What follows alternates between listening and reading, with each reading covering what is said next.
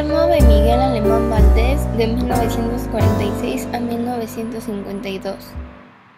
El régimen alemanista concilió los intereses entre los trabajadores y empresarios con el propósito de que olvidaran la lucha de clases y se propiciara el desarrollo del capitalismo, con la promesa de que ambos sectores saldrían beneficiados económicamente.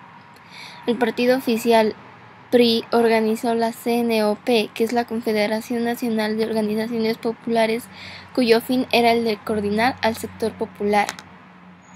También en la clase gobernante se repartían sus cuotas de poder, diputaciones, gubernaturas y otras para cuidar sus intereses. La deuda externa se incrementó a $346 millones, porque el gasto público aumentó debido a falta de inversiones en áreas productivas y el gobierno recurrió a más crédito externo. A resulta de esto, el peso fue devaluado en un 90% y se cotizó a 8.65 pesos por dólar. Además, se modificó el artículo 27 constitucional, en el cual se otorgó mayor extensión para la pequeña propiedad, haciendo que los grandes propietarios incrementaran su patrimonio. Sin embargo, esa política no favorecía en lo más mínimo al campesinado. El gobierno alemanista concluyó las negociaciones con los merecedores de las empresas expropiadas, terminando así con este conflicto.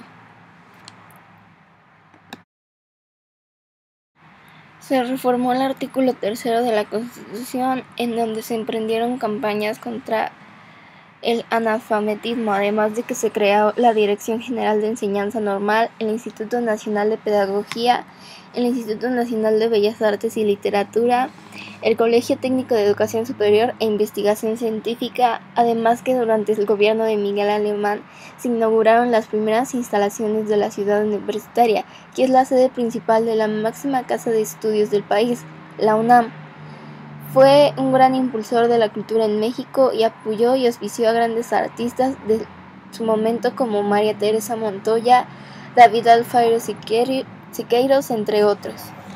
En cuanto al turismo, el gobierno de Miguel Alemán se destacó por su fuerte apoyo a tal sector, citándose a veces el incremento del turismo en Acapulco como parte de su obra. Otro hecho importante en el mandato de Alemán Valdés fue el derecho por primera vez al voto de la mujer en las elecciones municipales.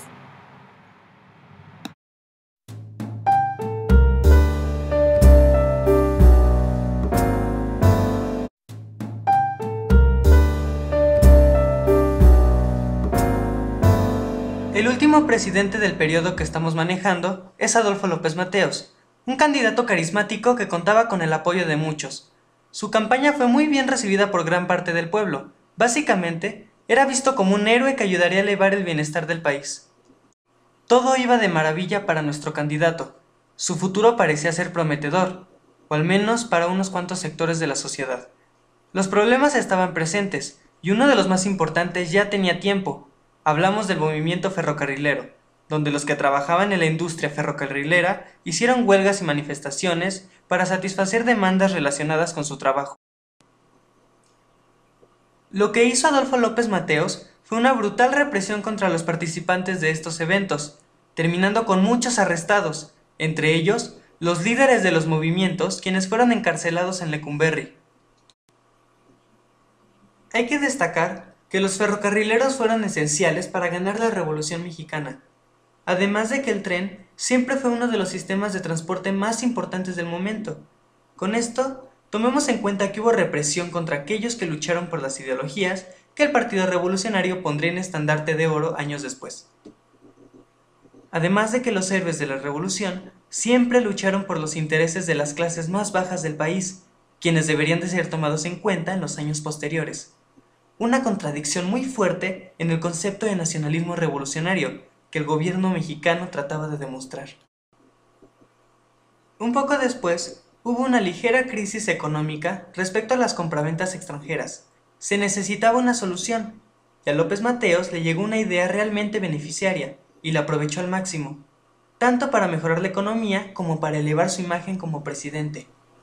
Se acercaba la celebración del 50 aniversario de la expropiación petrolera realizada por Lázaro Cárdenas, y López Mateos vio esto como una oportunidad para nacionalizar la electricidad que hasta entonces era manejada por empresas extranjeras, creando así la Compañía Mexicana Luz y Fuerza, y mejorando considerablemente los ingresos del país. Hubo una gran fiesta en la que gente comparó las acciones del presidente con las de Lázaro Cárdenas.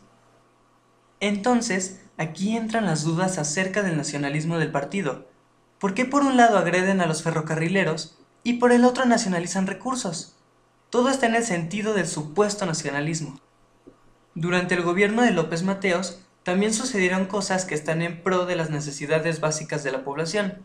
Tenemos de ejemplo la creación del ISSSTE, que proporcionaba atención médica a aquellos que estaban afiliados, proporcionó aguinaldo a los trabajadores, inició el sistema de libros de texto gratuitos y abrió varios museos como el Museo de Antropología.